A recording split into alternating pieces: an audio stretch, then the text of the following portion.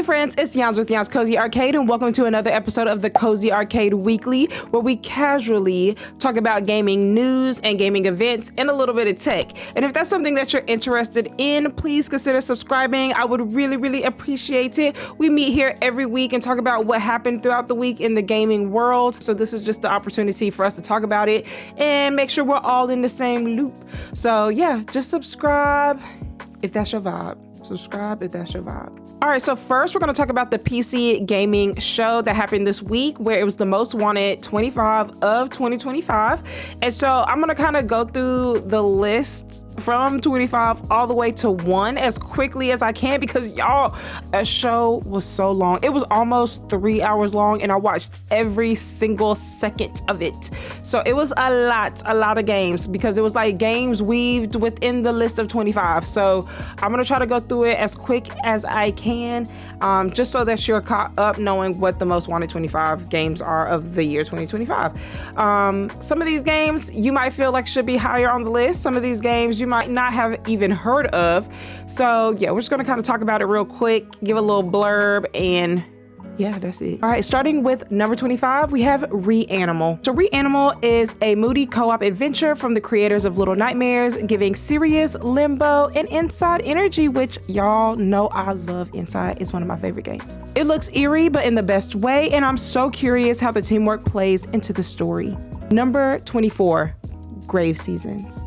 So this is a farming sim, however, there is a secret murderer, and I cannot wait to see how the story unfolds. It's cozy with a little bit of creepy, and I love the graphics of this game. And honestly, I'm most excited about this game on this list. Like, I don't know, I've been wanting a game similar to this, and it's finally here. So yeah, be on the lookout for Grave Seasons.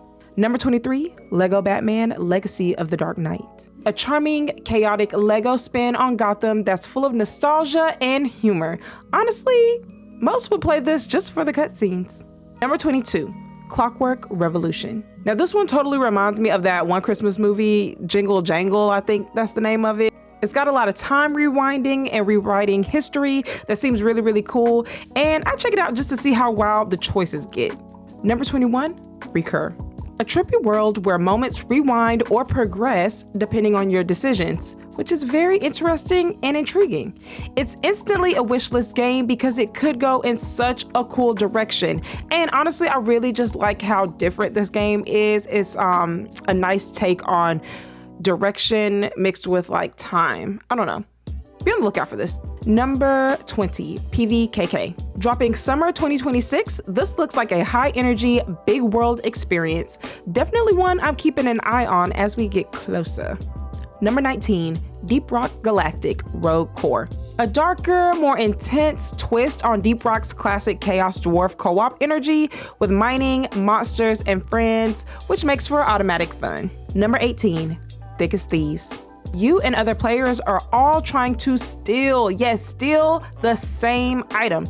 The drama already has me in a chokehold, and I'm wishlisting this immediately. Number 17, Clive Barker's Hellraiser Revival. Now this is pure nightmare fuel with chains, needles, and straight up horror. This is one for the brave, not the cozy, but maybe the cozy could try it out a little bit.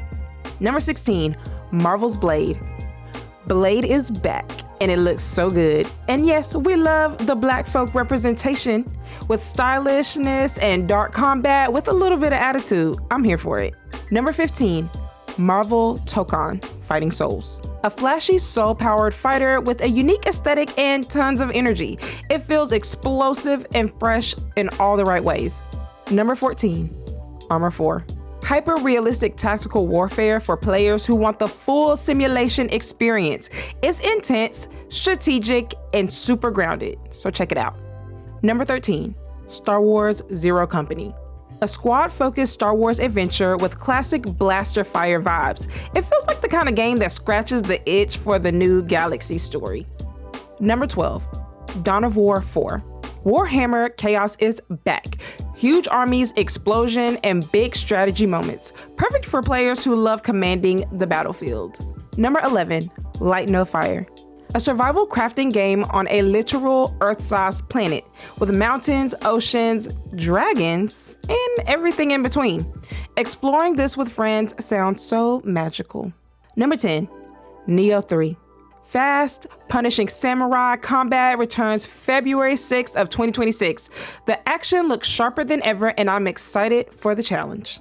Number 9, Big Walk. A co-op teamwork puzzler that's ridiculously cute. It feels wholesome and chaotic in the best possible way. Number 8, Onimusha, Way of the Sword. A return to stylish demon-slaying samurai action. This swordplay looks incredibly satisfying. Yeah, we're very hyped. Number 7, Resident Evil Requiem. A new re-chapter that leans into atmosphere and fear. February 27th, 2026 is about to be terrifying, and honestly, we love that over here. Number 6, Control 2. Stylish, psychic, reality-bending chaos, everything that was loved about the first game, but bigger. It already looks surreal and stunning. Number 5, Grand Theft Auto 6. Listen, of course. This huge open world storytelling and absolute chaos, one of the most anticipated releases ever. Actually, I'm really shocked that it's number 5. I definitely feel like it should be in the top 3. I just kind of feel like everybody and their mama know about Grand Theft Auto 6. So yeah, why is it 5? Why is 5? Number 4, Stranger Than Heaven, a gangster-style story with a dramatic cinematic vibe. I really love the energy of this world, and I'm curious to see where the story goes. And I love a little gangster vibe.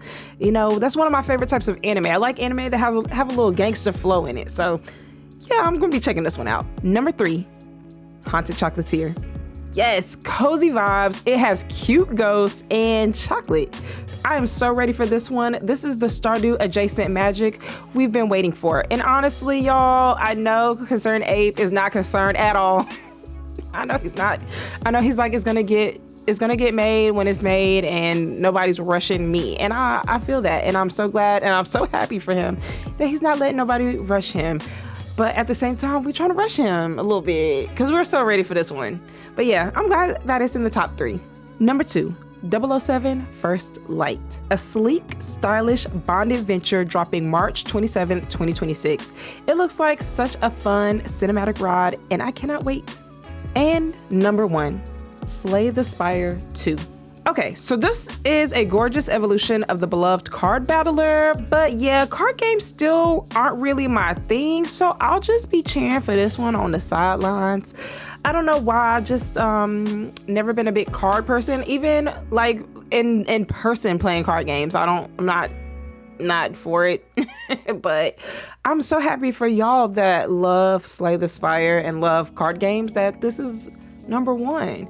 This is the most anticipated game ever. Number 1. It's up there. It's the number 1. So yeah, but my top 3 are definitely Haunted Chocolatier, Grave Seasons, and GTA.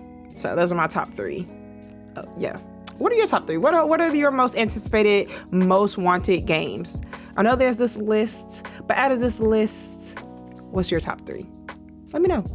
All right, next we're gonna have a quick tech break, and this is an item that I truly cannot function without. Like, if you're someone that edits videos and things like that, you definitely need this, and I'm kind of shocked that it's not talked about more. But yeah, we're gonna get into the Tourbox, so see you in a sec.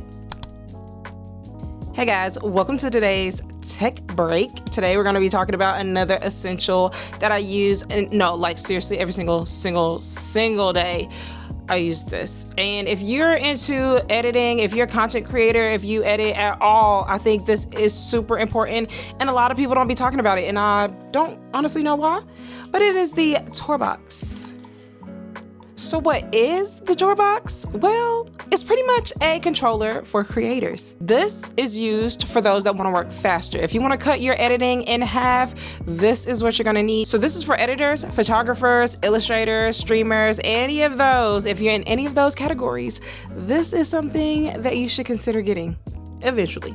in the future. So this is used if you want to work faster. So if you want to cut your time in half, you would use this controller. It has fully customizable dials, wheels, and buttons, and you can map anything to it. So with this tool, you could zoom, you can undo, you could copy, you could paste, you could cut, you could do all of those things that you naturally would do, but just with a few clicks, a little scroll, a little button tapping, anything like that. So it works with Photoshop, Lightroom, Premiere Pro, DaVinci Resolve, Final Cut, Blender, OBS, and yes, even programs like Spotify. So instead of hunting through buttons trying to figure out how to do this and how to do that, your hand naturally memorizes kind of what buttons to press and what to scroll to get it to do what you want to do. So it is a bit of a learning curve. When you first get it, it's not like just like that you understand what to do. No, it is a little uncomfortable. It is kind of weird. I say start with, doing just copy, just paste, or just cutting, or just, zoom in and panning. Just start with simple stuff, and then eventually your hand just memorizes what to do, and it's like second nature. What I really, really like is that each of the dials, wheels, and buttons, it has its own feel, so you don't have to look down to know what you're pressing. Like, you honestly kind of just get used to it. You kind of know what to feel for, and I think that's a really nice touch that Tourbox did, which was making them all feel different with, just ridges and things on it so that without having to look down. Like I said, you just get used to it, and then it's like muscle memory, and you just already know what to do. So if you're doing small edits, color grading, or cutting clips and things like that, this really does save you a lot of time. It's so easy to use once you get the hang of it, and you're using both of your hands and doing things simultaneously. So it's just, it promotes a faster workflow. It fits in one hand, it's very small, it's very portable. You can take it anywhere, you can throw it in your bag. If you know you're about to edit or do something, like if you're working on like a laptop or your MacBook or something like that, you can just throw this in your bag, pull it out, and get to work. Now there are three types. There is the Tourbox Neo, where you do have to have a cord attached to it at all times. That is the one that I started with, and honestly, it's just as great. The only thing is you just have to have a cord plugged into it, but to be honest, that's not really a bad thing these days. I'm tired of batteries and charging and all of that stuff. This one that I have is the Tourbox Elite. This one you do not have to have a cord plugged into, so if you're really concerned with having a nice clean look on your desk with less cords, you might want to opt for this one. It comes in the white and the black. It looks really nice. I really like it, and I chose this one because I do like a clean look on my desk, not gonna lie. And now they have the Tourbox Elite Plus, which has more color options, like very pretty colors. So check that out as well if you want a little pop of color in your setup. But I like to keep it, simple and clean like this. So that's why I chose this one. But yeah, there's options out there. There's also the Tourbox Lite, which also is wired. And this one is budget friendly. It's around $95 or less, depending on sales. So that's also one to check out. It's very cute and it's very adorable. The Tourbox Elite is around $268 on the website, but again, check out for sales. And the Tourbox Neo is around $170. Check for sales on that as well. And the Tourbox Elite Plus is around $297. With the Tourbox Lite, there's around 200 combinations that you can do with this, but if you have one like mine, the Tourbox Elite, there's about 400 combinations. Y'all, that's a lot of combinations with this. And you customize it yourself. You figure out what button you want where, and bada boom, bada bing, there it is. If you want a separate video about this, please let me know, and I will be glad to do that for you. So just let me know. But yes, anyway, that's the Tourbox. I think everyone should at least be aware of it if you edit. Now, I am curious if you guys all edit on your phones though, because I don't know if this works really great with phones. I just feel like I gotta see when I edit, but yeah, I don't know if it works with phones. I'll have to figure that out. But yeah, let me know in the comments below if you are a phone editor, if you edit your videos and whatnot on your phone. Let me know. I'm curious to know that. But yeah, anyway, I'll catch you guys in the next tech break. See you later. All right, so the next topic is that Metroid Prime 4 was released on December 4th this week. And let's talk about what some people are saying. So firstly, I just want to say that the game looks visually great. I think it does look really good. I think it's really great for people that love Metroid games, you know, that have waited for so long to have this game come out. However, a lot of people are a little unimpressed, sadly. They're saying that the game looks really great, but plays really old, kind of like a game stuck in time for like 20 years. Some players are saying that the game feels really empty, and when you're traveling from one place to the other, it feels like one big loading screen. And honestly, I've kind of noticed that with a lot of games, not just this one, but a lot of games in general. People are saying that the games feel empty. And I wonder, like, with the set dressing, that already can make things look empty. Not having enough stuff and not enough clutter, as you will, in the game, it can end up feeling empty. But honestly, when you're looking at games, that's not the problem. It's something else. Like, something else is missing to make everything feel super, super empty. Now, I do feel like the sand, like when you're traveling through the sand, that honestly does kind of look a little empty. It don't really look like there's much there. So I can understand that. But yeah, the whole feeling empty, that's not just with this game. I feel like that's kind of taken over lately. And I wish that wasn't the case. People are loving just the nostalgia because they are playing a game that they love. So don't let, you know, comments stop you from enjoying it. If this is the franchise that you really love, you're gonna end up really liking it anyway. Even if there's some things you don't care for, you know, you just kind of like the idea of playing it again. Yeah, a lot of people are saying that it definitely feels a bit outdated, and that's a little sad. So if you're on the fence of getting this game, honestly, I would just say to watch gameplay videos so that you can kind of get the lore of the story. But yeah, unless you're like a hardcore fan and you need every game, then I don't know if you necessarily need this one, especially when everyone is saying that it's feeling really empty. Like, a lot of people are saying that it feels empty, that it feels outdated, like it feels like a time capsuled game. Yeah, I don't know if you necessarily need it, but yeah, if you're a hardcore fan, you love it, you need it, get it. But I feel like you can kind of get the lore, you can get the story if you just watch gameplay videos, because y'all know how I feel about that. If you're watching a gameplay, it's almost as if you played it.